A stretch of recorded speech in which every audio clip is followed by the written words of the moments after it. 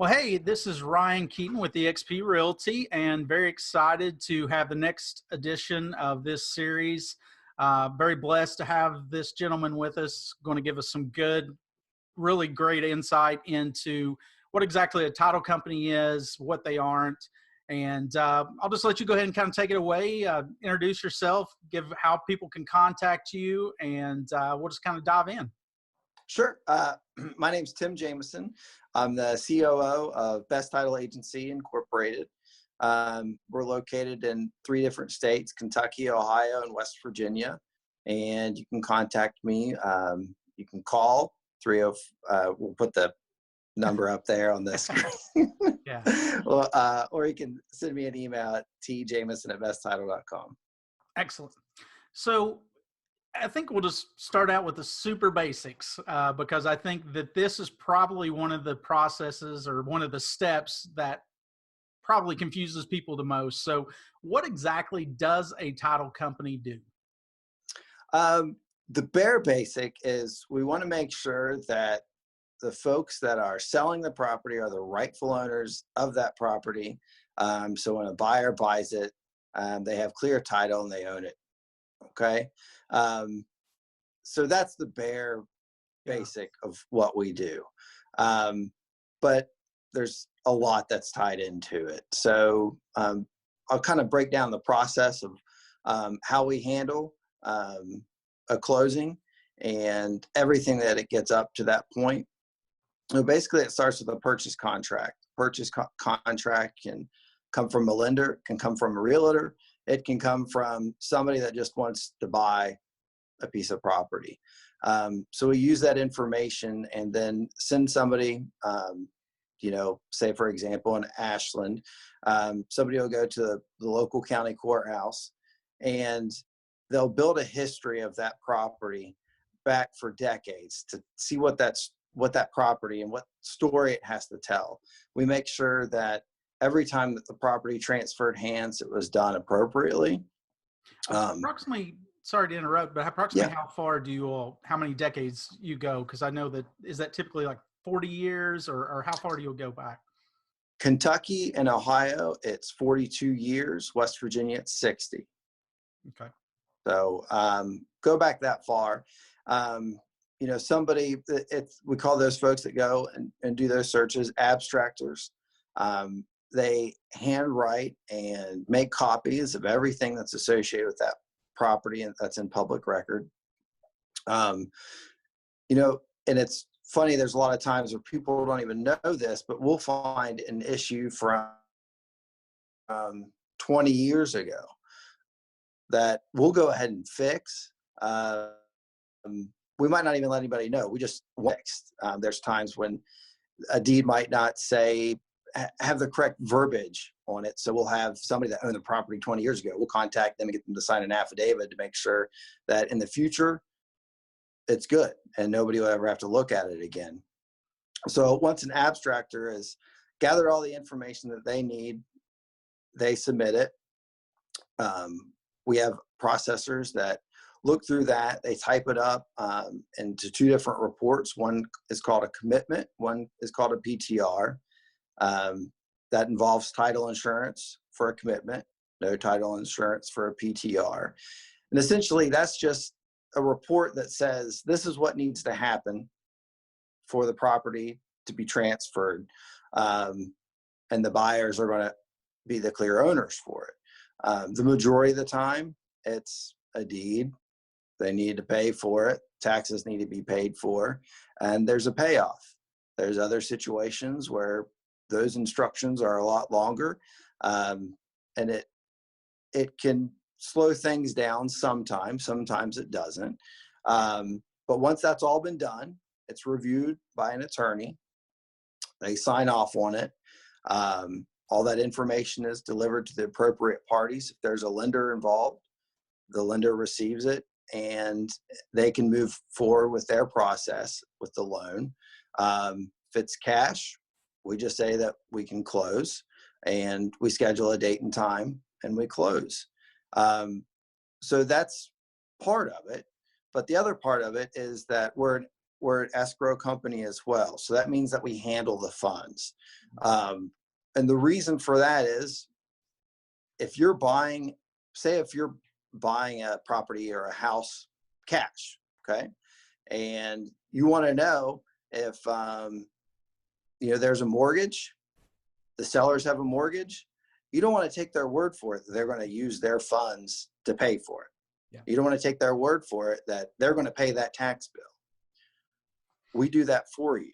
So we collect the funds and we distribute it to all the appropriate parties to make sure that everything is paid for. And you'd much rather have that done than have something to worry about later. Yeah. So that's, very quickly in a nutshell of what we do. But a lot of folks, first-time home buyers, if you're banking with X bank, you think you're going to go to the bank and sign some papers, but you're going to go typically to a title agency. And there's been a lot of work done in the background to make sure that when you buy your property, that you're the rightful owners. So speaking of that closing, I'll let you start with the buyers and then we'll talk about sellers, but what can buyers expect when they come to a closing, or what should they expect, I guess, when they come to a closing? Besides the big piece of pay, the stack of papers. Yeah. Yeah. So the buyers should already have been communicated with a couple times, just basically a phone call. Initially, we want to make sure that we've got your name right, how you want the deed written up. We confirm the property that you want to buy. So there's already a communication line. So you're going to be somewhat familiar with the person that you're going to meet in person. But when the day actually comes, it should be scheduled 3 days, maybe longer in advance, date and time. You should know that how much money that you need to bring. You need to have an ID, and really that there's just a friendly face there that is going to be able to explain a big stack of documents to you, but not in a point where you leave wondering what you just did, but that gives you a brief overall good feeling that you're making the right decision, that if you have questions, they can be answered appropriately, and that there aren't any surprises. So if your closing is at noon, you're leaving at 12:45, smiling with keys in hand and giving everybody high fives and handshakes. Excellent. So a buyer coming to a closing can anticipate that you're going to be able to review those documents with them, give them either a very in-depth discussion about it, or you'll be able to basically pare it down to where what they're reading makes a little bit more sense. So is that safe to say? Yeah, that's totally safe to say. Some folks, they walk in with a feeling of, I want the house, I got to sign whatever I need to, just let me sign and get out of here. Other folks are really concerned about each individual document, and we'll adapt and change what we need to do to match each person. We just want to make sure that everyone leaves educated on what they just did. So now, what about for a seller? Whenever they close, what can they anticipate? Obviously, their stack's a little smaller, but what kind of things can they expect to happen once they leave a closing or coming into a closing? Yeah, they need to feel comfortable knowing that they're going to be there. They're going to leave with a check, and they're going to know how much that check is. Okay. We've already established a communication line with those folks. We're going to know if they have a payoff, if they have for their mortgage, taxes, if there are judgment liens, mechanic liens, that all of those payoffs are accurate, that we're going to use the money to purchase their house to make sure everything is paid off. And when they leave, they have a check in hand, they know what they signed, and they don't have to worry about anything any longer associated with that property. Okay. What do you think is probably one of the biggest misconceptions or maybe some misinformation out there that a title company does have, or about a title company Um, or title search? well, probably the biggest misconception is that you don't need a title search. Some folks will say their neighbor's selling property and they've been there for 50 years and they're good, trustworthy people. They're just going to give them $10,000 for that lot and there's nothing to worry about. They just need a deed. They might be good, they might be trustworthy, but maybe their accountant made a mistake 5 years ago and they have a federal tax lien that nobody knows about. So I think that's probably the biggest misconception, or that we have control over appraisals and things like that. We don't have any control over those things. Yeah. So does a typical title search include a mineral rights search? It does not. Mineral rights are different. So you're buying the property that's on top of the earth. Mineral rights are obviously below. Those searches are very expensive and they go back to the 1800s. There are some attorneys that if you wanted mineral rights search, they would ask for something like a $10,000 deposit to get started. It's hours and hours, weeks and weeks and months of work. So the mineral rights are not part of what we do. So it's accurate to state that if mineral rights are not clearly stated on a deed, they could or could not be included with that search, right? That's correct. Yes. Yeah. And basically, if you were to do sell a property that had land and mineral rights were not clearly stated on there, it would essentially be your all's advice that you're conveying the property, that everything has been done to make sure that can transfer. But if they want any additional proof or verification, then they would need to do that additional search, right? That's right. Yes. So can you kind of give a rough overview? And then obviously I know this is, painting with a broad brush in regards to costs, because that's going to be very specific to each deal. But can you kind of explain the typical cost for a closing for a buyer? And then we'll get to seller next. Yeah, we can do that. So do you want it associated with a title agency, right? Yeah. So what kind of Okay. costs could they expect whenever they come in to what they're paying for the closing or for the title search Sure. and closing? Yeah. So it's what you're going to pay for as a buyer, is a title search. That's one thing that you'll pay for. And that's going to range depending on who's doing the title search, but you'd expect to spend $500 to $800. It just depends on what company that you're choosing to do that for you. So you pay for a title search, you pay for recording fees. That's going to vary by county. So that's in the $100 or more range for the mortgage, deed, everything to be recorded.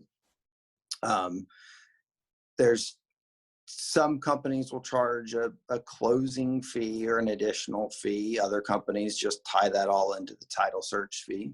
And then if you're using a lender, you're going to get title insurance, and there's going to be a lender's title insurance, and there's going to be a owner's title insurance. So some folks get confused about those two things. So lender's insurance covers the lender's interest in the property only.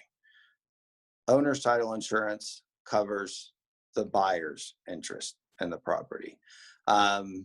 So you could, once the lender is out of play, say if, you paid off your loan, it's your property, and an issue comes about, if you have an owner's title insurance policy, that will pay out for you for legal help or problems with liens or judgments that were not found in an initial title search. Yeah, I think the way that I explain that to people is that the lender's title insurance will cover it as long as you owe money. But if you pay that off sooner or as soon as that drops off, so does your title insurance. So that's where the owner's title insurance covers them as long as they own the property. Yes, that's right. Yep. So what would you say is kind of a rough estimate for your company in regards to most buyers? And we understand there's some, little bit of differences in there depending on if there's, if there's courier fees or if there's certain other things. But I mean, as a general rule, kind of a good range. Yeah, sure. So let's pull one up here. Okay. So title exam fee, $640. There's a couple other things that will come into play that's part of title insurance. They're broken down in separate pieces. But, for $150,000 house, probably around $600 in those total costs for insurance and a couple other things that are coming into play. So that's really it. It's a lot of work, and it might seem like, man, that's a lot for a title search, but there's just a lot that comes into play when there's a lot to having that purchasing. clear title, right? Yes. Yeah. So what are some of the typical costs that a seller should anticipate? Sellers should anticipate paying for a deed. Now, they can provide one themselves. If they have an attorney that they already have a relationship with, they can provide that themselves. And then a closing fee. And really, the closing fee is because we've worked to clear up their title. Okay, so we've gathered their payoffs. We've figured out that, James Smith is not the 10 James Smith liens that popped up on the property. We have to clear that up. And for the communication, the coming to closing, everything that's involved with it. So there is a seller fee for that as well that we would collect. And, sending their payoff, for everything that they need to have paid off. Yeah. Okay. Well, and just to kind of wrap this all in a bow, I mean, is there anything that you feel like that additional that we haven't covered that someone coming in that has purchased a property, what to expect, what they can do to maybe assist you all to make the final portion of this smoother? Basically just anything else you'd want to add. Yeah. I would say if you have a question, it doesn't hurt to call and ask or send an email to the company that's working for you. Your realtors have been doing this for years. They're in and out of offices every day. You have a choice. Typically, you have a choice on what title company that will do work for you. Ask your realtor, get their feedback. They know the good, the bad, and ugly. So ask your realtor, take their advice seriously. Ask your friends and family members if they have a memory of their closing experience and what that was like. But I think that, you should have high expectations. Your title company is working for you. You should feel that way. You're paying for it. So, have an expectation that someone's going to be friendly, be able to walk you through the process, happy to answer the phone or an email when you have a question. And when it comes down to the day of closing, you know how much money you need to bring, you know how much money you're going to leave with if you're a seller, and that you can expect to leave smiling. So I think that covers it. Excellent. Well, again, thank you very much for jumping on this call.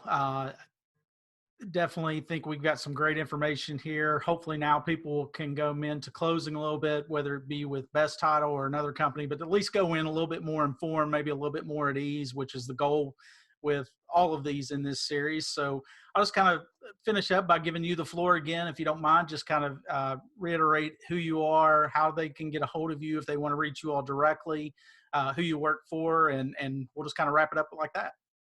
Yep. Thanks for watching. My name's Tim Jamison. I'm with BesTitle Agency. We have offices in Kentucky, West Virginia, and Ohio. Just go to our website, besttitle.com, and our contact information is there, and we'd be happy to help you in any way we can. Awesome. Thank you again, and we look forward to talking soon. Thank you, Ryan. I really appreciate the opportunity to talk with you. Thanks, guys.